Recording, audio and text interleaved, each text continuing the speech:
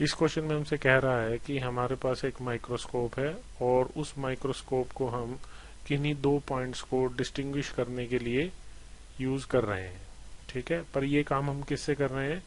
दो तरह की रेडिएशन से कर रहे हैं। एक रेडिएशन जो है वो ऑप्टिकल रेडिएशन है, मतलब लाइट है, और उसकी वेवलेंथ जो है वो 5000 एंगस्ट्रॉम है।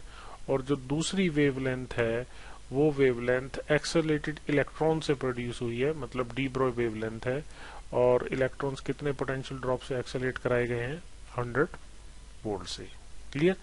तो यहाँ पे हमें ये बात पता है कि जो डिस्टेंस ऑफ मिनिमम सेपरेशन है between two points that are to be distinguished, वो मिनिमम डिस्टेंस का जो फार्मूला है वो ये है, ताकि वो दोनों अलग अलग दिखाई दे सके। So that is equal to 1.22 lambda F by B. तो लैम्डा क्या है? ये वो वेवलेंथ है जो उस माइक्रोस्कोप में यूज हुई, एफ फोकल लेंथ, और जो बी है that is the diameter of the lens. तो यहाँ पे क्योंकि दोनों ही सिचुएशन के अंदर ऑब्जेक्टिव तो सेम ही है, तो डायमीटर ऑफ लेंस सेम रहेगा। क्लियर? एफ फोकल लेंथ क्योंकि गिवन लेंस है, तो यहाँ पे हम लिख सकते हैं जो डिस्टेंस ऑफ मिनिमम सेपरेशन है that is proportional to lambda. तो ऑप्टिकल रेडिएशन के केस में तो लैम्डा गिवन है, और इलेक्ट्रॉन के केस के अंदर हम वेवलेंथ निकाल लेंगे यूजिंग दिस फार्मूला। क्लियर? तो यहाँ से ये बात क्लियर है कि जो वेवलेंथ आएगी दैट इज 1.227 एंगस्ट्रॉम।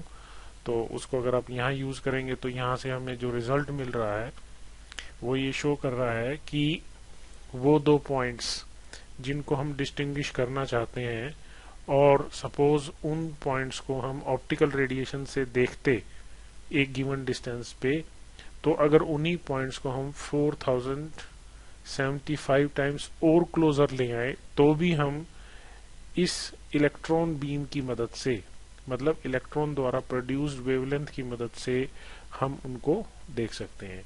और इसी चीज का फायदा हम इलेक्ट्रॉन माइक्रोस्कोप बनाने के अंदर भी यूज करते हैं, और इस फिनोमेना को यूज करके हम चीजों को और आसानी से देख सकते हैं जो कि अदरवाइज बहुत ही क्लोज है।